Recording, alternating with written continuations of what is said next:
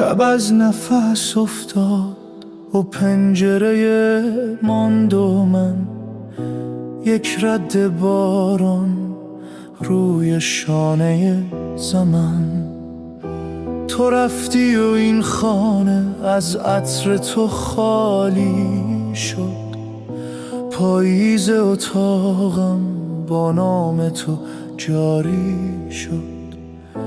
نی از ته دلتنگی اسم تو را میخواند. هر کوچه خاموشی رد تو را میماند. برگرد هنوزم تو نور آخر این شب. برگرد بمان با من ای آخرین این تب. برگرد دلم بی تو در باد غم افتاد. برگرد که این عشق از یاد نمی افتاد. من سهم تو را هر شب در گریه نگه داشتم. از روی لب خسته هر بار تو را خواستم.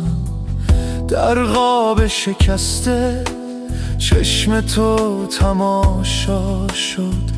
هر خاطره دورم یک شعر پیدا شد. آرامتر از باران اسم تو می لرزد. در سینه خاموشم یک راه روشن می سازد.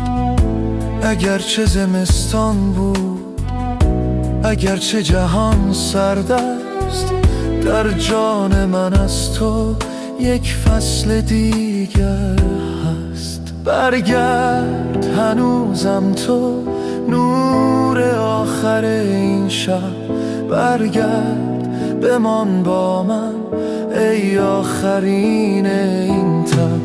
برگرد دلم بی تو در باد غم افتاد.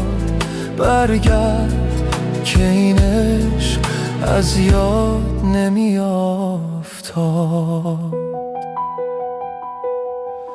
تو آمدی و فهمیدم عشق از نفس زنده است.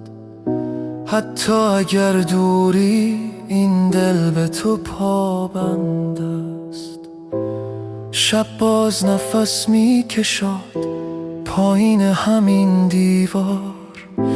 نیمی بردارم نام تو را در خمار.